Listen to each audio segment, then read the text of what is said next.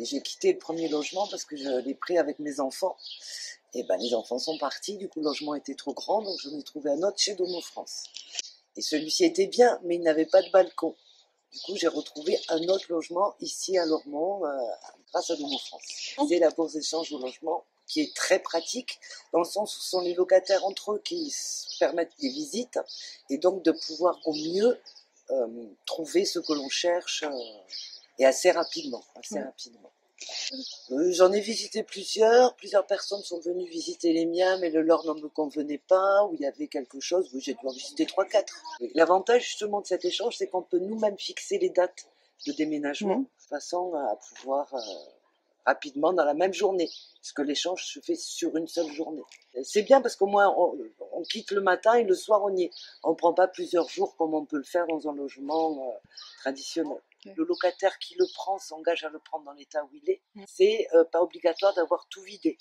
C'est important de le signaler parce que parfois on peut se dire vite, il faut avoir vidé le logement pour faire l'état des lieux.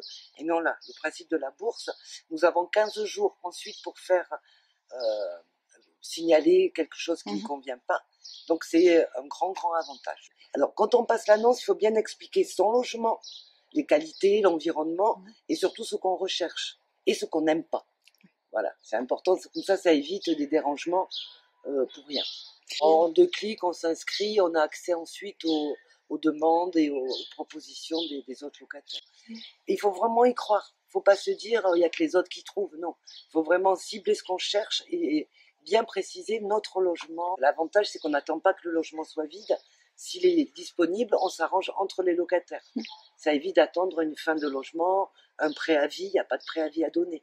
Le préavis, c'est entre nous deux, entre les locataires sortants et entrants, que ça se fait. C'est Mésolia qui m'en avait parlé. Quand mon deuxième enfant est parti, elle m'a dit, mais essayez sur le site Belle. Oui, il faut pas hésiter. Et puis même, il faut aller repêcher dans les T2, même si on veut un T3 ou un T3. Voilà, ne pas hésiter à regarder, parce que parfois, on peut avoir des surprises. Entre locataires, on s'arrange, je dis, bon voilà, ce week-end, je peux venir, que les agents immobiliers, en général, les week-ends, ils sont de repos, ce qui est normal aussi. Message par mail avec le locataire, sans donner notre téléphone portable, donc ça reste dans la discrétion. Et par contre, après, voilà, une fois qu'on décide de venir faire des visites, on s'échange les téléphones si jamais ça nous convient ou sinon, on se dit au revoir et merci. Je pense être là pour un petit moment quand même. Alors, on était chez Gironde Habitat. Maintenant, on est chez Aquitalis. Comme on va faire venir une de nos filles supplémentaires, donc il nous fallait un appartement plus grand. J'avais vu dans notre hall de résidence une petite affiche où il y avait marqué si vous voulez échanger vos appartements. Pendant 1 an à peu près, on a échangé 2-3 fois et puis est arrivée une personne qui souhaitait avoir un logement plus petit. Alors la première fois, c'est moi qui l'ai contacté. Ensuite, on a visité nos différents logements. Et puis il y a eu un petit moment de réflexion.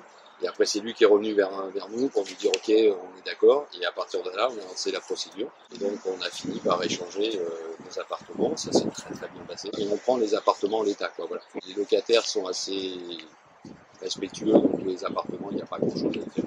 Et c'est très facile à utiliser. Il suffit de rentrer un identifiant, un email, un mot de passe. Et après, il suffit de passer une annonce, de dire quel logement vous avez, quelques photos pour agrémenter, montrer un petit peu le logement.